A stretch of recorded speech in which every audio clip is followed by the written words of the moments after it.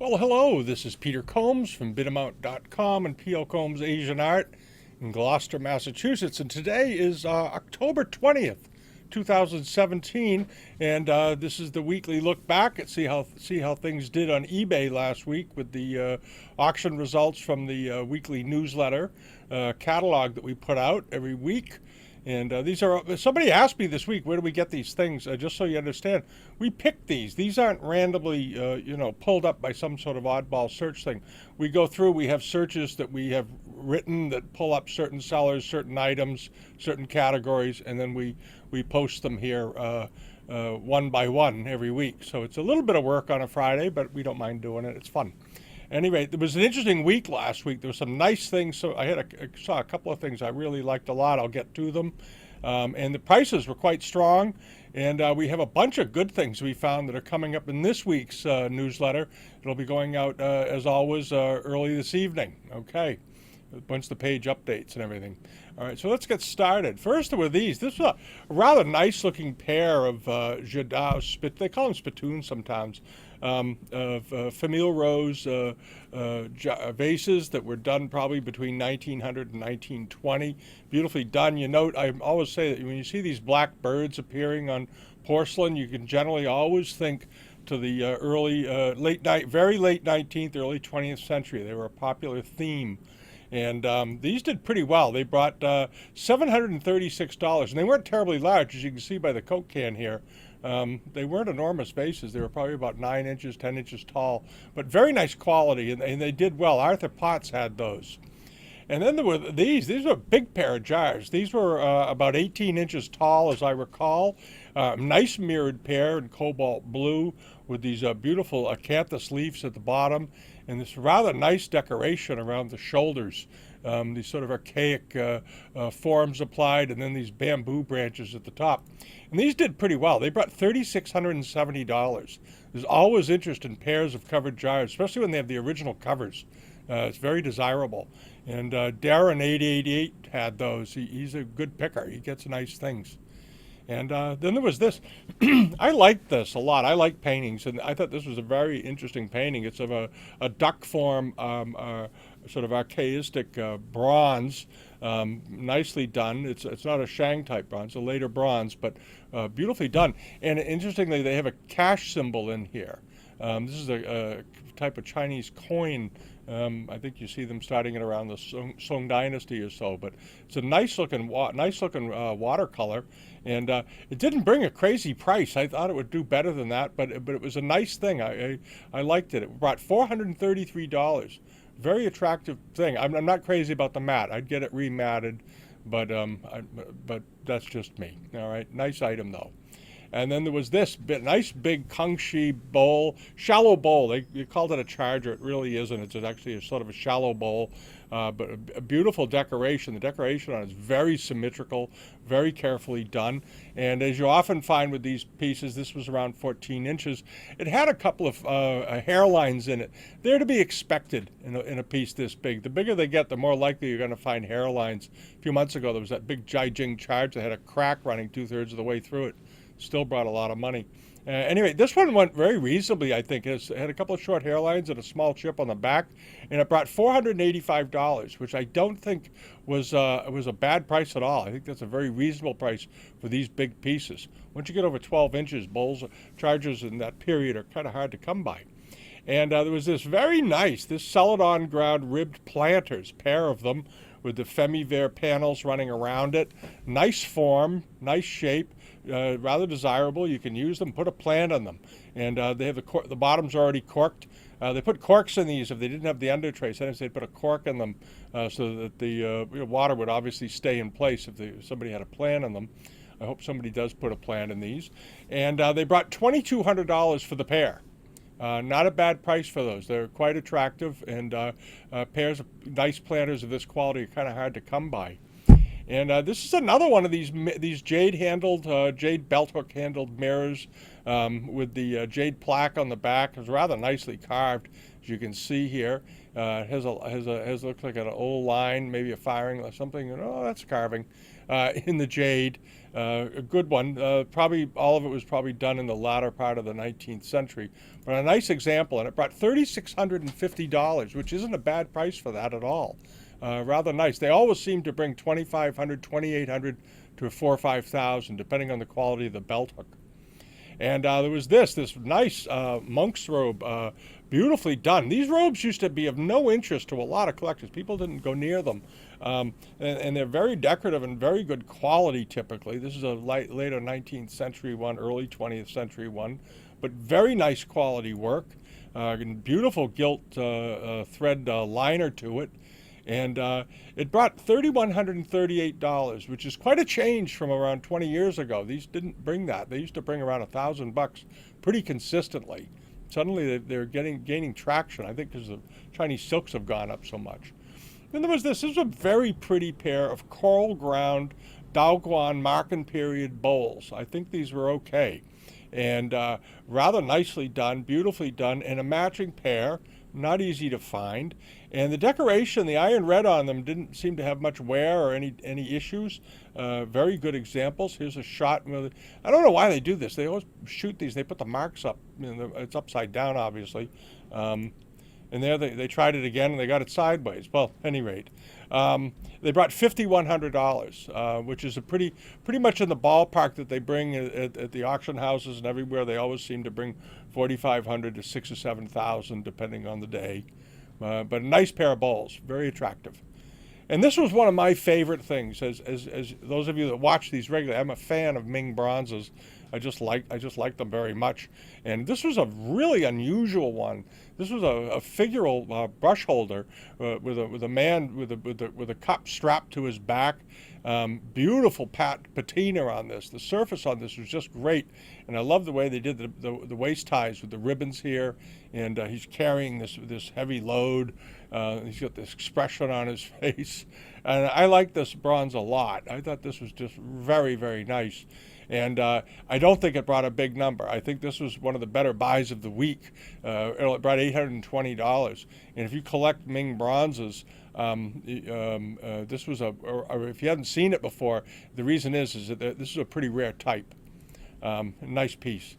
And there was this Wan Li bowl, rather well done. It was interesting in this is that usually you have a landscape or figural scene in the middle, and this one was divided also by figural cartouches running around the outside. Made it sort of interesting. And the back of it, as all of these do, have these sort of quickly drawn. This one had herons on it. It also had some hairlines in it, but everybody seems to expect these in Wan Li pieces because they're so thin and fragile, but they don't spend a lot of time decorating the backs of these. Hardly ever, anyway. And it brought $484, which is right in there, right in that sort of typical price range. And this was a dish we sold. It's a Sonatsuki type of piece, and it was anwa decorated. And what anwa, most of you know what it means, but anwa means it's hidden decoration, surprise decoration. And in the paste, you can see these lines. There are flowers and all kinds of things. And they incise them into the glaze, into the pot, into the porcelain before they fire it, and then they glaze it. And when you glaze it, obviously wherever you've carved or created an impression, it fills up with a little bit more glaze and outlines what you've put there. And they call it anwa. And often you can look at a piece and not even know it's there. And you can see more of it up in here. In person, you can see this quite clearly. It's hard to photograph. But this was a nice piece, and it had very deep dark blue, and very much done in the Japanese taste. And it did pretty well. It brought $520, but it was a nice example. It was a nice example. Excuse the we have the windows open here. We have another 70-degree day in New England in October, so we're keeping the windows open. And then there was this piece. This was a really nice femi-vert decorated seated Kuan-yin figure, and it was signed by Zhenglong Sheng. And he was a pretty well-known, well-respected porcelain maker and potter He died in the 1960s, as I believe. He was born around 1903, and he did these kinds of pieces. And this one, the seller thought this was done in the 20s. It could have been done in the 30s. It could have been done almost any time, but it was a nice piece. It was signed, and these are unusual, and it brought $2,136. And rank badge, a nice pair of rank badges here. These did quite well. They had unusual coloring. They had this very nice soft blue on inside the bird's wings, and then you have these Buddhist objects and the bats and all auspicious symbols running around it. Quite attractive, and it did fine. It brought $1,183, which is a nice price. And if you buy rank badges, check on the newsletter tonight and this weekend. We have a seller that had a bunch of them. We're going to put them up. Some very, very nice ones and some very unusual ones. And then there was this silver enameled with jade box. These boxes didn't used to bring anything, but people are starting to recognize that silver enamelwares like this, cloisonnated enamels on silver. It's sort of a minor art in China, and it didn't really come into its own in a big way until after about 1900, but they made a lot of them, and they're starting to become appreciated more and more. They're very attractive. The prices of everything else have gone up so much that people are now examining other things that have been overlooked. And I think these very fine silver pieces with these great enamels are among them. And this one did pretty well. There's another one coming up later that brought a little less, but this one brought $1,505. It was a good price for that, but I think you're going to see these going up more and more. And there was the samurai outfit. This was a good one. It was complete. It had a lacquer helmet and mask, and it was all there. All the components were there. The mask had some damage. Down in here, you can see the lacquer peeled off, which is not that unusual on these. These masks are very susceptible to stressing and cracking and bending and having things happen to it. There's the back of it, and a beautiful samurai outfit. And it did well. It brought $7,950. Well, the Japanese porcelain market, collapsed, as everybody knows, years ago. Never came back. There's always been a steady following for anything samurai. It's just the samurai buyer and sword buyers and armor buyers are always there. And then there was this rather nice marbleized cup. The seller thought had this up saying it was a TL test to it, and he thought it was Tang. I don't. I think it might have been Ming, but I thought it was a heck of a nice cup. Beautifully done. Beautifully done. Here's the bottom of it. One of the reasons I don't think that this is Tang is that looks like porcelain to me. And they didn't do a lot of Tang cups in porcelain. The whiteness of that makes me think it was probably a very nice Ming example. But regardless, beautifully done. This also looks later to me, this glaze, the way this is done. But a beautiful cup, beautifully done. And it did pretty well. It brought $1,225. And that marbleized effect was popular in all kinds of Chinese porcelain during the Ming Dynasty. But beautifully done. Nice piece. And our friend William over in England, he's William Martindale. He has a site that he's just put up. If those of you want to take a poke at it, around and look at it, he's just starting to load it now. Nice guy. He's a dealer over there, and he had these jade beads. And they did well. I like the color of the other. They went from a very soft, almost white, all the way to some very dark colors, very elegant. And they did pretty well. They brought $1,345. He also had some really nice amber beads that brought around $800, as I recall, too. And then there was this. This is something that those of you that like desk objects, you want to watch out for these. These come up every once in a while. This is an Edward Farmer, New York piece. Edward Farmer had a gallery in New York. He sold a lot of desk accessories and this sort of thing. And he had a workshop where they would incorporate Chinese objects into inkwells and desk sets, very much in the same way that Yamanaka Company did the same thing in New York and Chicago and around the country when they had their stores. But it looks like amethyst quartz, amethyst-colored quartz. And they are marked on the bottom. Just so you know, if you're out there in the field and you see these, always check the bottoms. Edward Farmer, and notice there's a nice antique bolt on there and nut on there. And they would do the silver work and then mount them. And this was the piece. These are highly collectible. And this brought $752, 570 pounds. Just keep your eyes out for those. Edward Farmer is the name. And then there are these this was sort of unusual. You see double-chambered teapots all the time in wine pots made from Yixing. It's a very popular, sort of a common form. But this is a bit unusual. This was done, obviously, in famille rose with these nice little gilt handles on top. Nicely done. Here it is. And rather unusual. And it brought $390 for it. It's a lot more than a regular famille rose pot from that period would typically bring, and the reason is the shape. The form is unusual. And again, we had another one of these robes. We had a number of these silver metallic thread early 20th century robes turning up on eBay over the last few months. And as you know, we watch silk textiles pretty closely and like to share them. And this was a nice one, and I looked it over rather pretty carefully, and I didn't see any real damage or anything to it. I didn't see a lot of pulls. He pointed to this little thing in here. I don't think that amounts to anything. And that's it. All right. And it did great. It brought $2,855. And again, these are a type of textile that have done very well over the last few years. These used to be $600 to $800 robes. Not as desirable as the traditional 9-dragon silk robes, but they're getting there. And this was something, this was a rather nice thing. This was a Pak Tong incense burner, stacking box.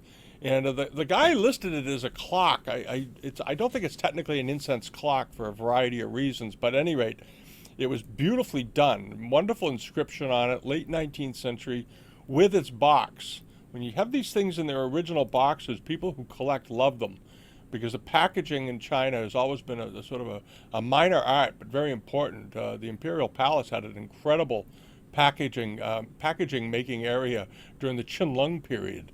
Any rate, and they bring a fortune these days. Any rate, this one did very well. It brought $9,226. Rather rare form, a rare item. And then there was this late Ming piece, probably for the Japanese market. They call them chanchi wares.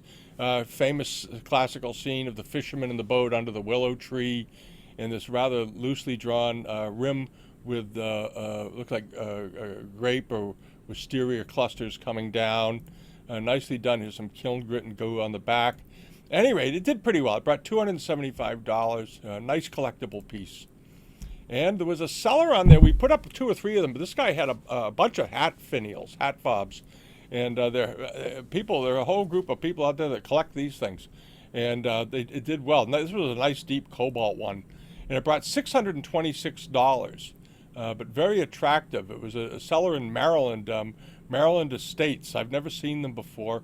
I think they're probably listings for others that people bring in things. But at any rate, nice looking finial. And they all did well. They all brought $500 or $600. And there was this very attractive, probably young Chen period, cup and stand. But I like the predominance of that sort of soft, deep pink, coupled with the yellow and the green. It was an appealing palette. And here it is together. This is a nice little cup and saucer setup, and it did well. It brought $292.